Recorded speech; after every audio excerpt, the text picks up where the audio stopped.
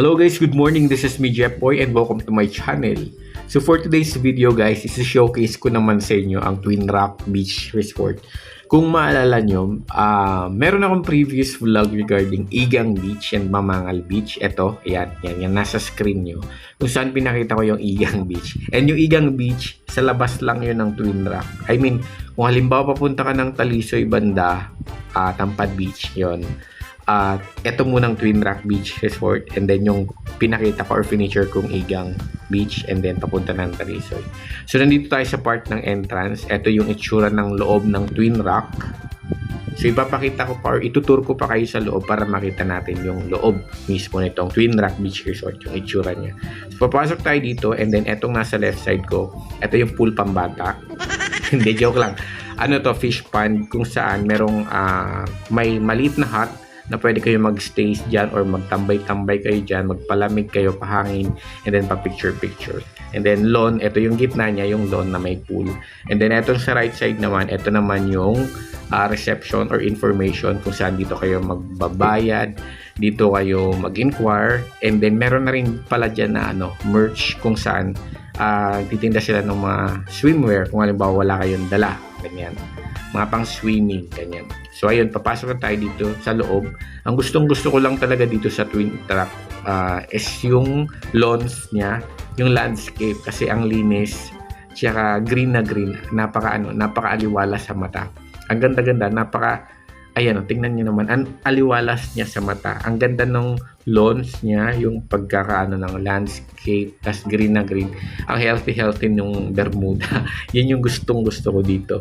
Ilang beses na rin tayo dito kasi noon parang ito lang talaga yung alam kong pag outingan ito. Kaya pag nauwi ako nandito lagi kami. Dito lagi talaga. Kasi ito na yung loob niya. So ito, more lawns. And then, meron na dito mga rooms saan pwede kayo mag overnight dyan. And itong pinapakita ko, restroom yan or comfort room para sa lalaki, para sa babae. Nakahiwalay naman siya. And then, meron din pala ditong hostel or yung parang bed space yan. Na kung halimbawa mag-isa ka lang or dalawa lang kayo, pwede kayo dyan i-accommodate. Kung ayaw nyo naman ng mga rooms na good for maramihan, dun kayo sa hostel kung halimbawa dalawa lang kayo or isa lang. Tapos ayan, may mga rooms dyan, dati bato-bato yan yung style niya pero ni-renovate dahil nasira din kasi yan ng bagyo. And then yan, mga open cottages, hindi ko lang alam kung magkano yung rate niyan kasi hindi ko naman siya tinanong. Hindi na ako nagpunta ng information para magtanong. Pero pala pag halimbawa mag-walk-in ka lang or ocular lang gagawin mo, 70 pesos yung entrance. Pero hindi ko alam kung fix yun or subject to change pa. So papasok tayo pa dito sa loob guys. Ayan, gusto ko talaga yung lawn dito. Tapos ayan, meron diyang hagdanan papunta sa baba, papunta sa baybayin. And then ito yung cafeteria nila. Dito kayo pwede mag-order ng mga pagkain nyo, ganyan.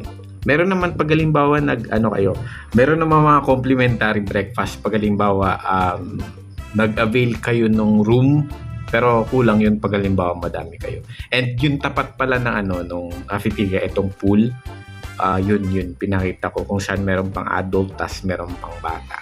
So ngayon pupunta tayo sa side na to para makita pa natin yung more rooms na nandito sa loob ng Twin Rock.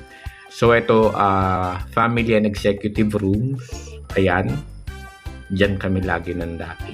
Siguro lahat, hindi naman lahat kasi yung nasa dulo hindi pa. Diyan kami lagi. And then ito naman, deluxe rooms. So yung deluxe room parang bago pa lang. Hindi. Oo nga, medyo bago-bago pa yun kasi ayan. Good for mga 2 to 3 din to. Rate nito mga nasa 3,000 something. Hindi ko sure yung exact rate niya ngayon or presently, pero yung sa family room naman mga nasa 6,000 or something. Hindi ko lang alam kung tumaas din sila or hindi. Tapos ito yung I Love Twin Rock signage kung magpapapicture kayo dyan, and marami pang tables and chairs na parang open cottages yan sa may bandang yan. And ang sarap ng hangin dito guys, ang hangin, tapos malilim kasi nasa ilalim kayo ng puno. Kasi yung pinakita ko pa yung more lawns, and then dito pala sa gilid yung after nung I Love Twin Rock. Ito, sa baba na to, bago magpampang or eto, sa malapit sa Pampang, meron pa ring lawns. And then pag dinire-diretso mo yan hanggang dun sa may bato sa dulo, meron diyang diving board kung saan nagda-dive yung mga may hilig mag-swimming dyan. Kasi medyo malalim-lalim doon. Kasi compared dito sa may tapos yun pala yung Twin Rock na pinakita ko na sa ikan, and then doon na rin yung explanation. Tapos ayun, compared dito sa may baybayin, medyo mababaw kasi dito. So ayan ang itsura ng Twin Rock sa loob. Ito yung Twin Rock Beach Resort. So ito 360, upo uli kayo para makita uli natin yung view, yung landscape nitong Twin Rock Beach Resort. Gandang-ganda talaga ako sa landscape nito. Napaka ang relaxing sa mata, tsaka parang makakapagpahinga ka talaga. Ito talaga yung binabalik-balikan ko dito. Kung halimbawa, gusto mag-relax dito. Tapos yun, balik tayo, punta tayo ulit dito sa may cafeteria. And then yan palang mga scaffolding. Hindi naman pala scaffolding, tent yun. Ginagawa din kasi na parang event yun. Pag halimbawa may mga reunions, yun pwede doon. Tapos itong sa likod pala ng cafeteria, may mga tables and chairs dyan. Pwede kayong kumain doon. And then pwede rin dito. Yan, pwede din dyan. Para may sea breeze. Ayun. So ito yung sinasabi ko sa inyo na nilalagyan lang ng tolda tapos ginagawang event. So ito, bababa tayo dito sa may mga sa baba, sa buhanginan, sa baybayin, para makita din naman natin yung itsura dito sa baba. And napaka-fine ng sand dito and puti. And then yan, yung mga pang-kayak. I'm not sure kung meron pa rin kayak, pero siguro meron pa rin. And then dati meron ditong zip line and then zip bike. Pero yung zip line tsaka zip bike, ayun, hindi na gumagana kasi nasira din yun ng bagyo. Kasi may mga upuan dito. Kung gusto mong idaing ang sarili mo, ayun, pwede dyan. O kaya paggabi, inom-inom ka dyan. Chill ka lang dyan. Kasi yun, napakalmado pa rin ang dagat. So, yun. Best time to relax. And then maganda din dito paggabi talaga. So, ayan siya. So, ito yung sinasabi ko.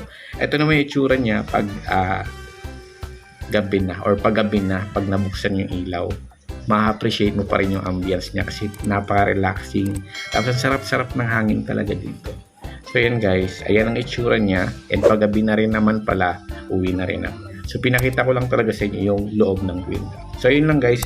Hanggang dito na lang. And thank you ulit sa panonood. And don't forget to like, share, and subscribe guys. Thank you. Bye-bye.